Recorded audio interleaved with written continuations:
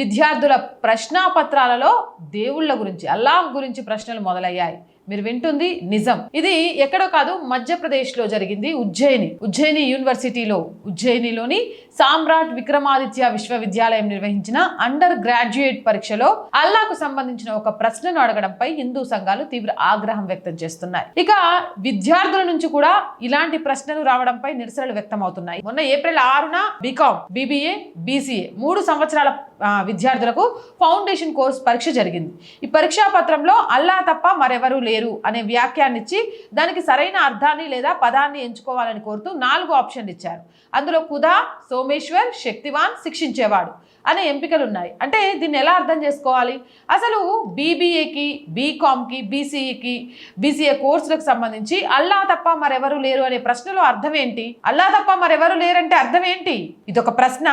వాళ్ళ చదువుకి ప్రశ్న ఏమన్నా ఉపయోగపడుతుందా? ఎందుకు ఇలాంటి దాష్టికాలు? ఎవరి మెప్పు కోసం?